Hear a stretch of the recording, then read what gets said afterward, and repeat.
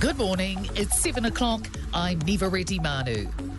Chris Hipkins has been to convention to call for a ceasefire in war-torn Gaza. He says he's doing so as the Labour leader, not as caretaker Prime Minister, and acknowledges it's an unusual move. Labour must consult with the incoming government, but National says it was informed 4 minutes before the statement. Democracy Project geopolitical analyst Geoffrey Miller says the decision is constitutionally fraught. And some will say that he's speaking out too little, too late. I would say that it is welcome and it is better late than never from Chris Hipkins. It will put some pressure on the incoming government.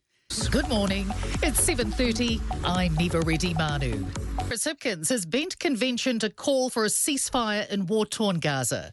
He says he's doing so as the Labour leader, not as caretaker Prime Minister, and acknowledges it's an unusual move. Labour must consult with the incoming government, but National says it was informed 4 minutes before the statement.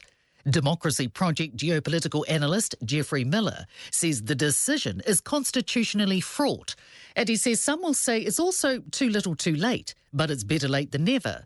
National says it supports the goal of a ceasefire, but acknowledges the conditions have not existed for one so far. This is Newstalk ZB News. Good morning, it's 6:30. I'm Niva Reddy Manu. Israel's cabinet has agreed to a 4-day truce in exchange for the release of 50 women and children hostages taken by Hamas on October 7. It's believed there are around 200 Israeli hostages. The agreement also includes Israel releasing 150 Palestinians, thought to be women and teenagers, being held in Israeli prisons. International geopolitical analyst Geoffrey Miller told Kate Hawkesby the biggest factor has been domestic pressure in Israel. The families of the hostages have mounted quite a high-profile Bring Them Home campaign in Israel. State. This is Newstalk ZB News. Good morning, it's 7 o'clock. I'm Niva Reddy Manu. Domestic pressure in Israel is said to be the driving factor behind the hostage deal. Israel's cabinet has agreed to a 4-day pause in fighting in exchange for the release of 50 women and children hostages taken by Hamas on October 7. The agreement also includes Israel releasing 150 Palestinian prisoners. International geopolitical analyst Geoffrey Miller told Kate Hawkesby hostage families have mounted a high-profile Bring Them Home campaign. Hawkesby.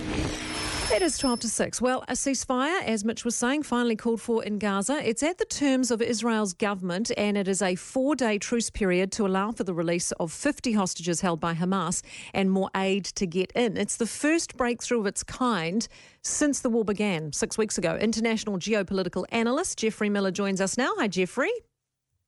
Good morning, Kate. How much of this is all about global and domestic pressure reaching boiling point? Is that why we're here now?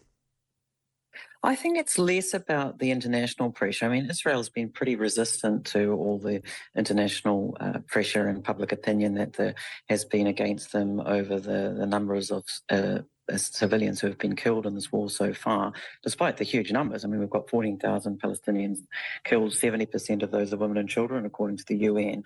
I think the biggest factor here has been domestic pressure in Israel calling for the release of the hostages. The families of the hostages have mounted quite a high-profile Bring Them Home campaign in Israel. It hasn't been so visible internationally. I think we've been focused on the humanitarian side, understandably, of the war, but it's been very visible in Israel. And Israeli public opinion has really turned in favour. We've now got a majority of 54% of Israelis are in favour of some kind of prisoner swap deal. So, that number's been creeping up in recent weeks, and I think it's probably the biggest single reason why Israel has agreed to the terms of this deal. The possibility of extending the ceasefire beyond 4 or 5 days, how much of a chance of that? Because Israel, as you say, divided and maybe in support of releasing hostages, but Israel's still committed to completing its Hamas eradication mission, isn't it? So arguably the fighting is going to resume. Yes, and Benjamin Netanyahu has been very clear that they will continue the war, and Israel's not calling it a ceasefire, they're calling it an operational pause. That's the language they're using.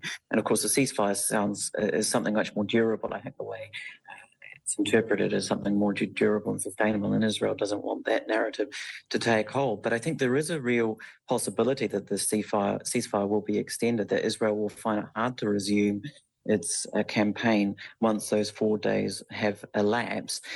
There's a condition in this agreement that will allow Hamas to extend the ceasefire by simply releasing 10 more hostages. Every 10 hostages that they release, they'll get another 24 hours of a ceasefire. There's a possibility they'll use that, but also there may just be international pressure on Israel just not to resume the fighting, and it may just turn into a longer ceasefire than we're expecting. How much of a mission is it going to be locating all the hostages? That seems to be an issue. I'm not sure how it got so messy. I mean, well, for a start, many of them embedded in spiderweb tunnels. That's bad enough. But then I'm hearing Islamic Jihad kept some of them. Crime families waded in and got involved in holding some hostages in southern Gaza. I mean, how does all that happen? Well, it's been a very complex negotiation. It's gone on for 5 weeks with Qatari and Egyptian officials mediating, and also the head of the CIA, the head of Mossad have been involved. If you remember early on, about a month ago, there were 2 American women hostages who were released, and that was actually a test, if you like, of the credibility of being able to have hostages released. So I think everyone involved is fairly confident that Hamas will keep its end of the bargain here, that they will cash in 50 of their 230-odd Israeli bargaining chips in terms of the hostages that they hold. So I think it will happen. I mean, I think this is quite a win for Hamas in that they get a pause in the fighting. Remember, Hamas just wants to survive here.